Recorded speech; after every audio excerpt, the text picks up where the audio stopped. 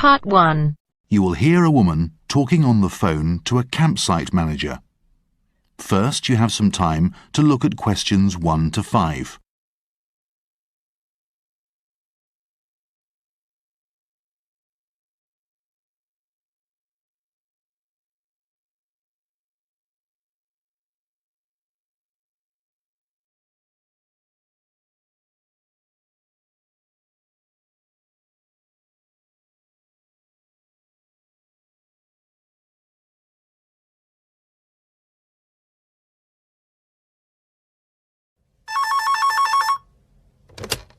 Hello, Lake Payne Campground.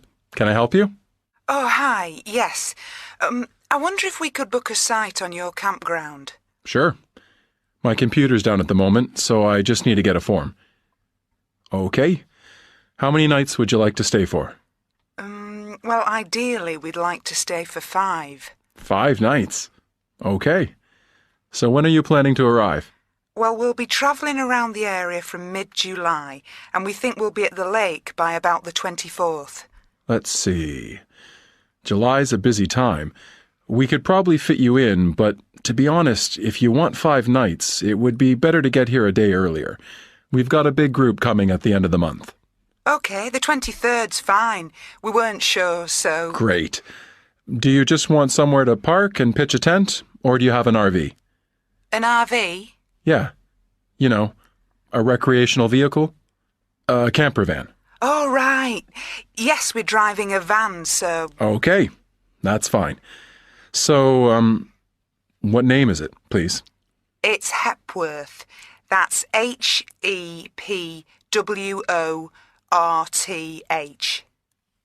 Okay, thanks. I've heard that name before. Well, it's quite common in England, particularly in Yorkshire. That's where we're from.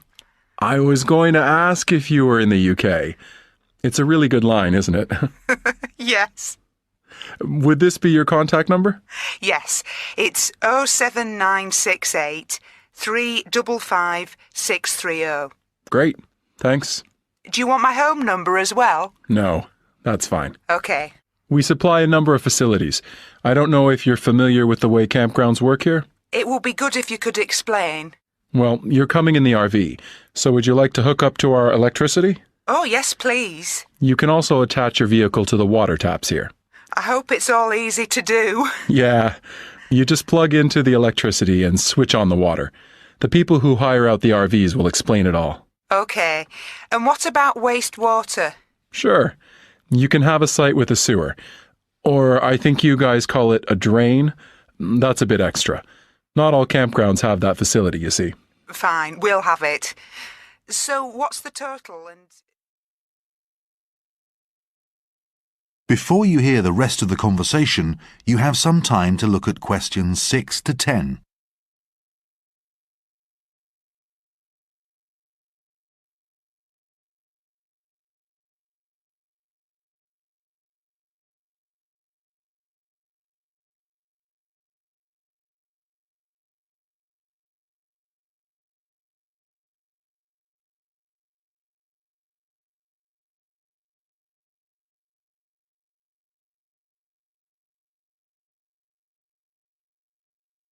Now listen and answer questions 6 to 10.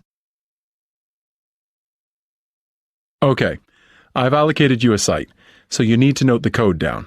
Right, I'll just get a pen. Most of our sites are coded using letters and numbers, EW or SEW. Uh-huh. So yours is one of the SEW ones, and it's number 47. Got that. That's the area that has all the requirements you need. Is it easy to find when you get there? What time will you be arriving? I'm not sure, but it could be quite late. Okay, so the reception could be closed. We close at 6. Oh, dear. It's okay. I'll tell you where to go. As you come into the campground entrance, you'll see our office. Mm-hmm. Drive past the front door. There's another office next to ours. That's the business office. Yeah, and there's a pool behind that. Okay, it will be good to have a swim. It's open till 8, so feel free to use it. Keep going past all those, to the end of the track. At the top, you'll come to at the very end, there's a laundry. Okay. Turn left at the laundry, and you'll see your own sites straight ahead of you. They're all clearly labeled. That sounds easy enough. Just before you hang up, we've had a few problems with campers with, stuff left lying around. Oh. Well, it may be an oversight, but we do ask our visitors to take away all their litter. Of course. Otherwise someone has to clear it up. That's right. Also in the morning, we do have washrooms, and once the reception's open, you'll be able to get a key for the shower. Right. You can keep it while you're on the site, but could you return it when you leave? I'll make sure we get it back to you. Yeah, otherwise we don't have enough to go around. Okay. Well, thank you very much. See you soon. Yeah, bye. That is the end of part 1. You now have half a minute to check your answers.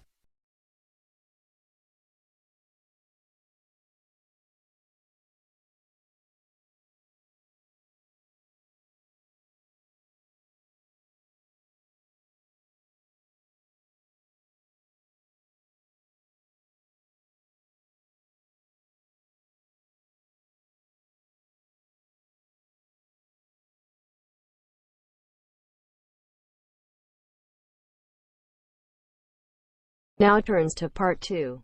Part 2. You will hear someone talking on the radio about colours. You now have some time to look at questions 11 to 14.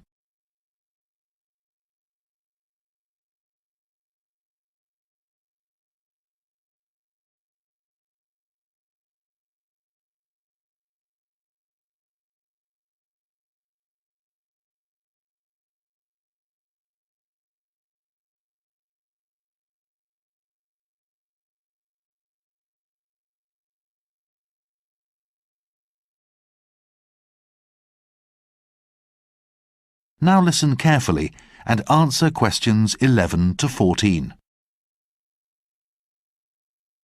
Well, it's a colourful start to the day on DB Radio. Kathy, what have you got to tell us? Thanks, Brian. I thought I'd talk about 2 areas today where colour plays a huge role in our lives, and they are food and fashion. So let's start with food, and more specifically, food colouring. In many parts of the world today, people like the food they purchase to be the right colour.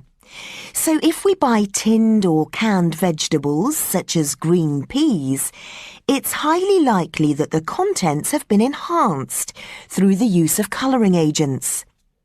Peas are naturally green, you might say, but they may not be green all over, or they may not be the most pleasing shade of green. So a natural additive or two can quickly sort that out, just as it can the perfectly minty green ice cream that we buy our children. Children are a big market for food and are easily tempted by colour. Breakfast cereals, for instance, that come in various shades of brown, are often altered using caramel, a natural brown food colouring derived from caramelised sugar. This also gives the cereals a shiny, mouth-watering appeal, which is hugely tempting for consumers.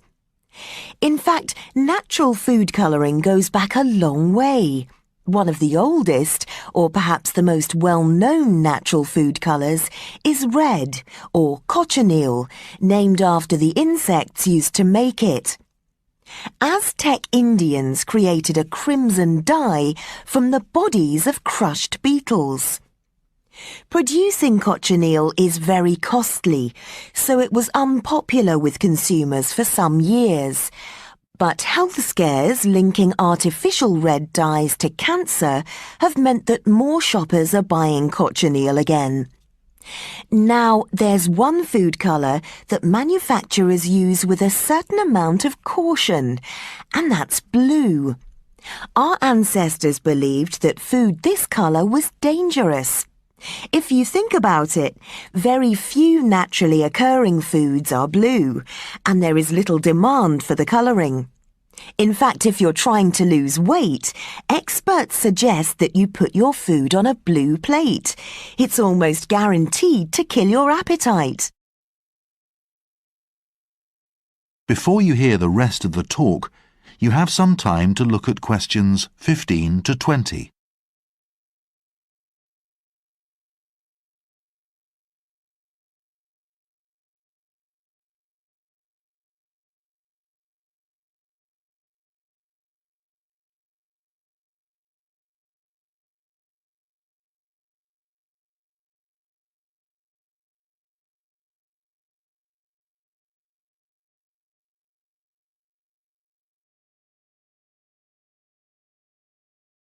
Now listen and answer questions 15 to 20.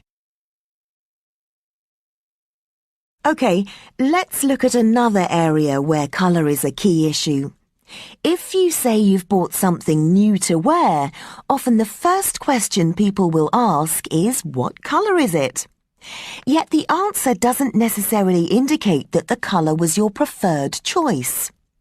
As consumers, we have to balance how we feel in certain colours with what is fashionable at the time.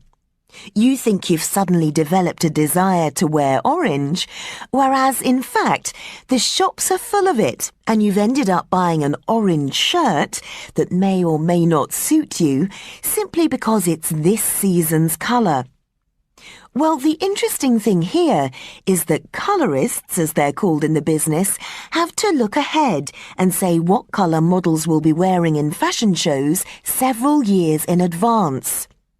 To get this right, they have to consider how long it will take to produce the cloth dyes, they have to set up deals with suppliers, and bear in mind the constant changes in consumer taste. So what may seem to be this season's colour has actually been agreed years before. So what do we think about the colours we wear? Like everything, our tastes alter with age. In general, though, we think that black makes people look and feel thinner, while red does the opposite. White goes with everything, whereas yellow is harder to match. And nothing alters the fact that there are certain colours that we never feel comfortable wearing. And finally, whether it's food or fashion, anyone in the business field knows that it isn't enough to get a product the right colour. Even the packaging has to be carefully designed in order to maximise sales. It's no good, for instance, wrapping an item in brown paper if you want it to stand out. Much better to go for eye-catching colours, or in fact, in today's world, green has become very popular because it promotes the view that the company cares about the environment. In addition to their products, businesses also have to think about the people who come up with the ideas. If you surround your workers with drab colours, they'll come up with equally dull ideas. This isn't rocket science. We used to associate red with creativity in business, but it turns out, according to a recent study, that blue is a much better stimulus for creative thought. So the colour's not all bad. That is the end of part 2. You now have half a minute to check your answers.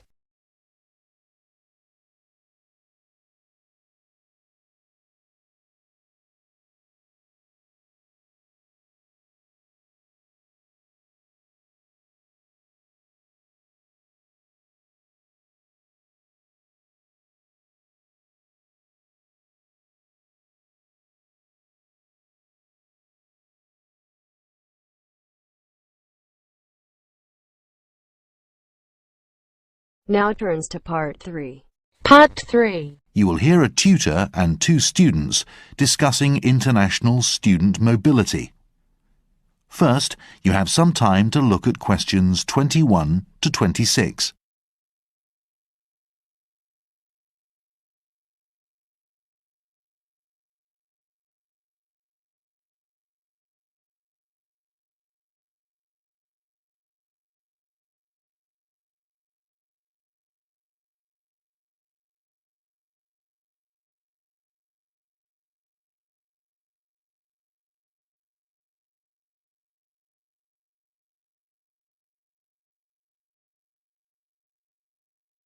Now listen carefully and answer questions 21 to 26. Hi, Nils. Hi, Eva. Come in and sit down. You wanted to talk about your research paper, is that right? Yes, we've drawn up an outline for the introduction and done some preliminary interviews. And how did that go? We've come across some interesting findings. Okay, well, let's go through what you've done so far. What's the subject? Right, so we're doing our paper on international student mobility. We're looking at the overall picture. You know, where overseas students are going in the world to study and why. And we think that picture's changing. Sounds interesting. The first thing we've looked at is numbers. And as part of that, how many students there are in total who are studying outside their own country. That seems easy. It looks like it's around 3 million. Yeah, but the problem is that the definition of the term international student varies across countries. Yeah, and because of that, the figure could be much higher. I see. Our next question was, well, we wanted to know what the breakdown of numbers is around the world. You know, how many students go where. But we're not sure how accurate those figures are either. Yeah, even though it's the fastest growing sector of higher education, some ministries don't include the students at private institutions in their count. It's quite frustrating. Anyway, next we wanted to know where the majority of students come from. This is something that's changing quite rapidly. Well, that would be an interesting point. What's changing?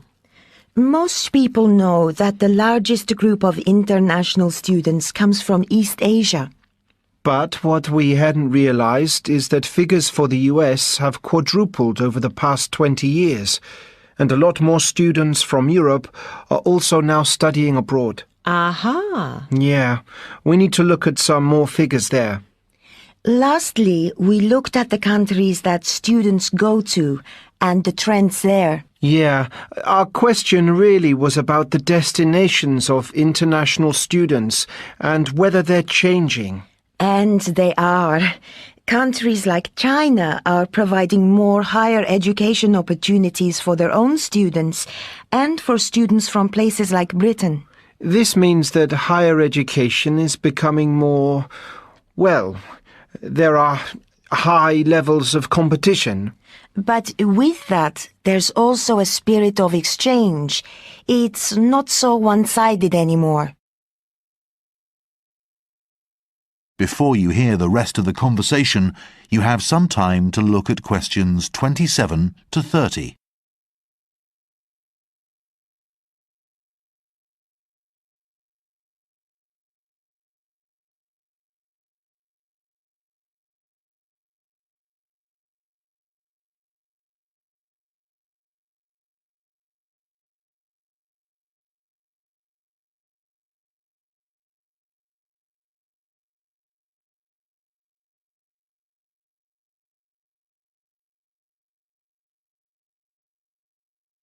Now listen and answer questions 27 to 30.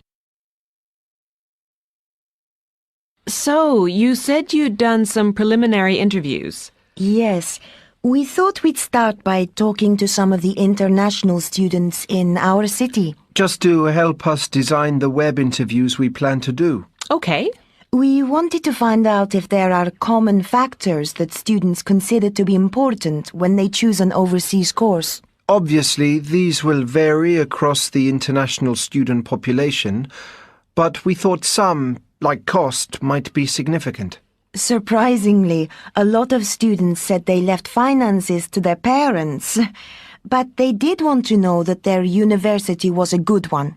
They said they decided about this by talking to friends at home, not by looking at how many degrees or publications the staff had. That's right. But they were interested in the degrees they were taking and whether when they finished their course they'd get a good job. Okay. What else did you ask them about? What sort of incentives they think source countries should offer students to encourage them to return home after they've graduated. A very interesting question.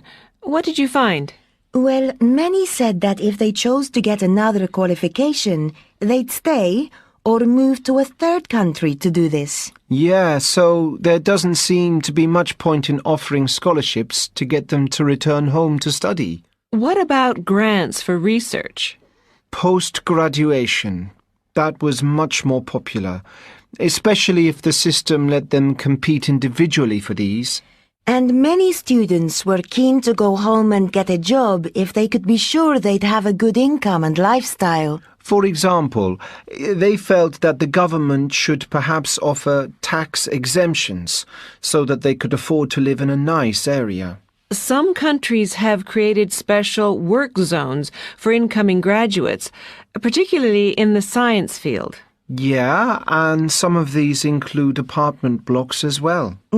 But as many of the students we talked to were art students, this didn't seem to appeal to them. Okay, well, I think that's a pretty good start. That is the end of part 3. You now have half a minute to check your answers.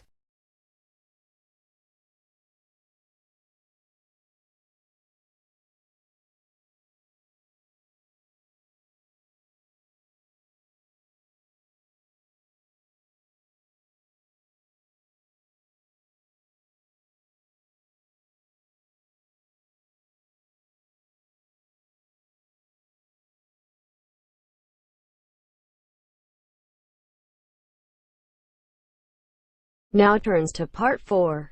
Part 4. First, you have some time to look at questions 31 to 40.